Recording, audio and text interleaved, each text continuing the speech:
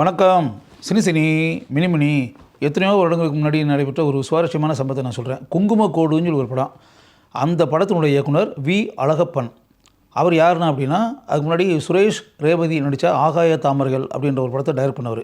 சுரேஷ் நதியா நடித்த பூக்களை பறிக்காதீர்கள் அப்படின்ற ஒரு படத்தை டைரக்ட் பண்ணவர். பிரபு சரிதா அமலா நடித்த பூவா பூத்திருக்கு அப்படின்ற ஒரு படத்தை டைரக்ட் பண்ணது. நடிகர் ராமராஜனை கதாநாயகனாக பட உலகிற்கு அறிமுகப்படுத்தியவர். நம்ம ஊரு நல்ல ஊரு என்ற திரைப்படத்தின் மூலமாக விஜயகாந்த் கதாநாயகனாக நடித்த பூமலை பொழியுது படத்தினுடைய இயக்குனர். இந்த அளவிற்கு மகத்தான திரைப்படங்களை இயக்கிய இயக்குனர் தான் வி. அழகப்பன். அவர் டைரக்ட் பண்ண படம் தான் குங்குமக்கோடு. அந்த திரைப்படத்தினுடைய கதாநாயகன் மோகன், கதாநாயகி நளினி, இன்னொரு கதாநாயகியாக நடித்தவர் ரம்யா கிருஷ்ணன். அந்த திரைப்படத்தினுடைய மக்கள் தொடர்பாளர் நான். அந்த படம் தயாரிப்பில் இருக்கும்போது அழகப்பன் சார்கிட்ட நான் கேட்டேன். அவர் என்னுடைய க்ளோஸ் ஃப்ரெண்டு. சார், இந்த படத்துக்கு மியூசிக் யாரை சார் பிளான் பண்ணியிருக்கீங்கன்னு. எனக்கு முன்னாடி கங்கைமரன், இளையராஜா, டி. ராஜேந்தர் இவங்கெல்லாம் அவர் டைரக்ட் பண்ண படத்துக்கு மியூசிக் டைரக்டராக பணியாற்றிருக்காங்க. குங்குமக்கோடு படத்தினுடைய கதையை கேட்டுட்டு இதுக்கு மியூசிக் டைரக்டர் யாரை பிளான் பண்ணியிருக்கீங்க அப்படின்னு அழகப்பன் சார்கிட்ட நான் கேட்டேன்.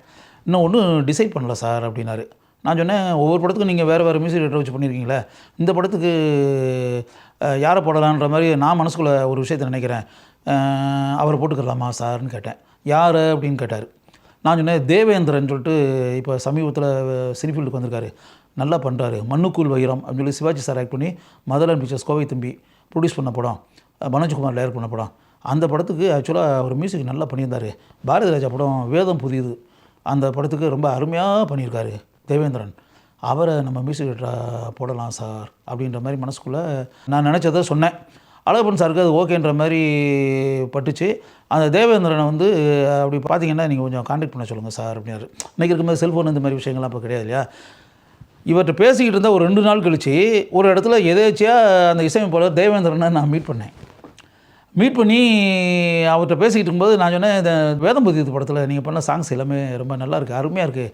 மாட்டு வண்டி சாலையில் கூட்டு வண்டி போகுதம்மா, மாட்டு வண்டி சாலையில் கூட்டு வண்டி போகுதம்மா, அது கைக்குட்டை காதல் கடிதம் எழுதிய கனவா, அந்த படத்தில் கூட எல்லா சாங்குமே நல்ல சாங்கு. அதனால் நான் தேவேந்திரன்ட்ட சொன்னேன். 2 நாளைக்கு முன்னாடி தான் உங்களை வந்து டைரக்டர் அழகப்பன் சார்ட்ட நான் சொன்னேன், அவர் குங்குமக்கோடுன்னு ஒரு படம் பண்ணுறாரு, அந்த படத்துக்கு உங்களை மியூசிக் டைரக்டராக போட்டால் நல்லாயிருக்கும் அப்படின்ற மாதிரி அழகப்பன் சார்ட்ட சொன்னேன். அவரும் நல்லா அந்த பாட்டெல்லாம் இருந்துச்சு, போடலாமே அப்படின்ற மாதிரி சொன்னார். இதுதான் அழகப்பன் சாருடைய ஆஃபீஸ் நம்பர், டி நகரில் இந்த தெருவில் இருக்குது. நீங்கள் கொஞ்சம் அவசியமாக அந்த ஆஃபீஸ்க்கு நீங்கள் வர முடியுமா சார், நாளைக்கு வந்துடுறீங்களா அப்படின்ற மாதிரி அவர்கிட்ட நான் சொன்னேன்.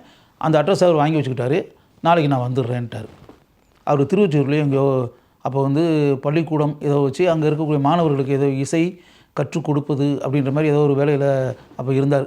அதுக்கு பிறகு 5-6 நாள் ஓடிருச்சு, அவர் வரவே இல்லை. அப்போ அழகப்பன் சார் என்கிட்ட சொன்னார், என்ன சார் அந்த தேவேந்திரன் ஒருத்தர் சொன்னீங்க, என்னாச்சு அப்படின்னு. சார், அவரை பார்த்தேன், அட்ரஸை கொடுத்தேன், உங்களை வந்து பார்க்க சொன்னேன், அதுக்கப்புறம் வரவே இல்லையா சார்னு. நமக்கு வந்து சாங் ரெக்கார்டிங் உடனே பண்ணணும் சார், வேறு என்ன செய்யலாம் அப்படின்ற மாதிரி அழகப்பன் சார் என்கிட்ட கேட்டார். அப்போ நான் சொன்னேன், ஒன்று செய்யுங்க, சின்னப்புவை மெல்ல பேசுன்னு ஒரு படம் ரிலீஸ் ஆக போகுது, அந்த படத்தினுடைய விளம்பரதாரர் நிகழ்ச்சி சென்னை விவித் பாரதி வானொலி, அப்போல்லாம் வானொலி தான் இருந்துச்சு, டிவிலாம் கிடையாது.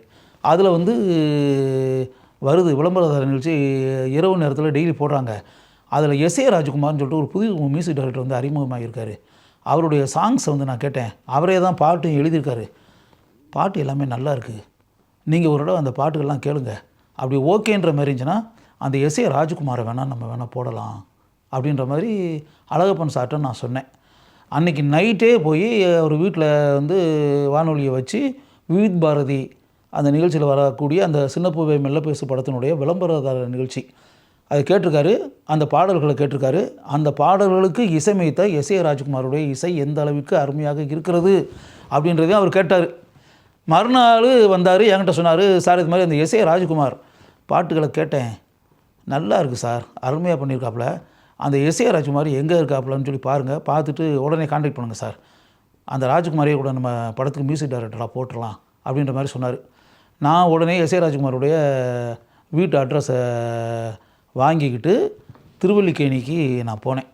ட்ரிப்ளிகேனில் இந்த பேருந்துலாம் நிற்கக்கூடிய இடம், அந்த இடத்துல தான் ஒரு வீட்டினுடைய மாடி, அங்கே தான் எஸ்.ஏ. ராஜ்குமாருடைய வீடு. அவர் அப்பா அம்மா இவங்க கூட அவர் இருந்த காலகட்டம். நான் கீழே வந்து தகவல் கொடுத்த உடனே எஸ்ஏ ராஜ்குமாரே கீழே வந்தார். கீழே வந்து அப்படியே ரோட்டில் வந்து ஒரு டீ கடை பக்கத்தில் டீ குடிச்சிக்கிட்டே நாங்கள் பேசினோம். அப்போ எஸ்ஏ ராஜ்குமார்கிட்ட நான் என்ன அறிமுகப்படுத்திக்கிட்டேன். மறுநாளே எஸ்ஏ ராஜ்குமார் அந்த திரைப்பட நிறுவனம் ஆஃபீஸ் இருக்குல்ல, அங்கே வந்துட்டார். டி நகருக்கு வந்து அழகப்பன் சாரை வந்து சந்தித்தார். 2 பேரும் பேசினாங்க. எஸ்ஏ ராஜ்குமாரோட திறமை என்னன்றதை அழகப்பன் சார் உணர்ந்துட்டு இம்மீடியட்டாக குங்குமக்கோடு படத்தினுடைய இசையமைப்பாளராக எஸ்ஏ ராஜ்குமாரை ஒப்பந்தம் செய்தார். இதில் ஆச்சரியமான ஒரு விஷயம் என்னென்னா, சின்ன பூவே மெல்ல பேசு திரைக்கு வந்த பிறகுதான் எஸ்ஏ ராஜ்குமார் பிஸியான இசையமைப்பாளராக ஆனார். ஆனால் சின்ன பூவே மெல்ல பேசு திரைக்கு வருவதற்கு முன்பே அவருடைய பாடல்களை வானொலியில் கேட்டுவிட்டு எஸ்ஏ ராஜ்குமாரின் பெயரை நான் சிபாரிசு செய்தேன். அவரை இசையமைப்பாளராக ஒப்பந்தம் செய்து படத்தை தயாரிக்கலாம், இயக்கலாம் அப்படின்றத அந்த திரைப்பட இயக்குனரும் எஸ்ஏ ராஜ்குமாருடைய பாடல்களையும் இசையையும் கேட்டு சின்ன பூவே மெல்ல பேசு திரைக்கு வருவதற்கு முன்பே எஸ்ஏ ராஜ்குமாரை இசையமைப்பாளராக குங்குமக்கோடு திரைப்படத்திற்கு அமர்த்தினார்.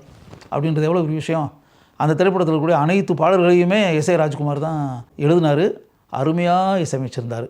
அந்த திரைப்படத்தில் ஒரு அருமையான சுச்சுவேஷன் இருக்குது. அதில் இளம் விதவையாக நளினி வருவாங்க. அவங்க வீட்டில் வேலை பார்க்கக்கூடிய கேரக்டர் மோகன். அந்த இளம் விதவையாக இருக்கக்கூடிய நளினியை பார்த்து, நளினிக்கு ஒரு குழந்தை வேறு இருக்கும், இப்படியே கல்யாணம் ஆகாமல் நீங்கள் ஏன் மறுமணம் செஞ்சுக்கிறக்கூடாது, இப்படி திருமணமே ஆகாமல் இப்படி இருக்கலாமா அப்படின்ற மாதிரி மனசுக்குள்ளே நினச்சிக்கிட்டு அதை நளினி கேட்பதைப் போல படத்தினுடைய கதாநாயகனாக வரக்கூடிய மோகன் பாடுவதைப் போல் ஒரு பாடல் காட்சி இதை கொடைக்கானலில் வந்து படமாக்குனாங்க.